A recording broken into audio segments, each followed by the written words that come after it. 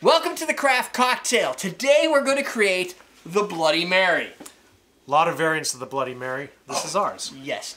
The Bloody... What was... There's words that I could tell you, but they're in a book on homecocktailmenu.com where you can download Easy Vodka Recipes Volume 1 to get the Bloody Mary and all the words. But everybody's got their own drink. That's what it comes down to. Yeah.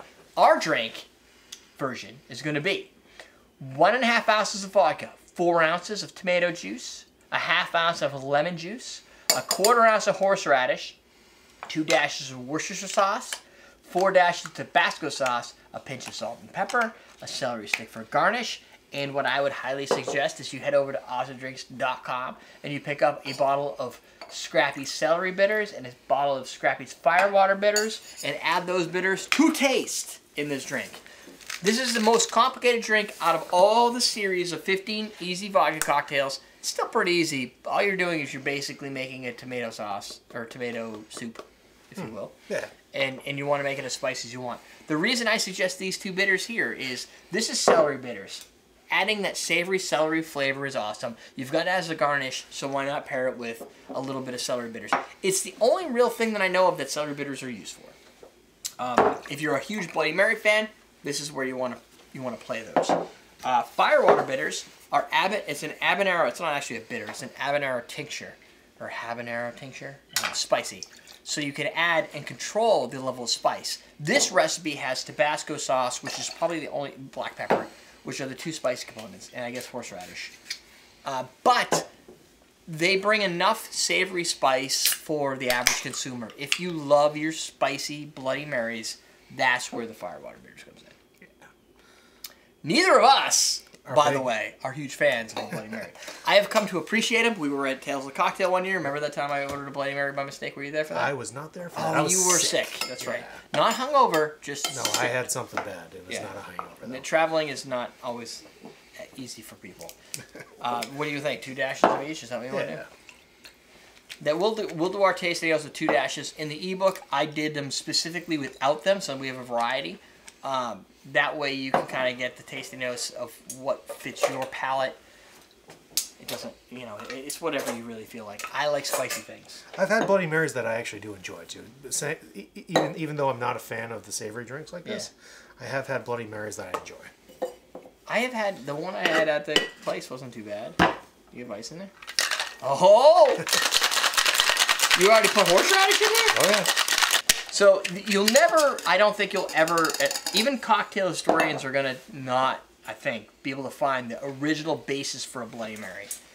That is, it's too difficult to get. There are stories that Harry's New York bar in Paris, go figure, New York bar in Paris, is believed to be the first place that you could find the original Bloody Mary, 1921. A couple years after my grandmother, who passed away, was born, which is a long time ago. All of the rumors in history, you're going to have to drink it. Yeah, I know. Because turns out that garnish takes up a lot of volume. So a lot of the ways that these recipes are designed, or at least published and understood, is based on their first publication in a magazine or a recipe where it was actually called the Bloody Mary. See, that I could drink. Really? Oh, because you already did. So it's nice and dark. I like it. Yeah, I like the color. The horseradish is good in there.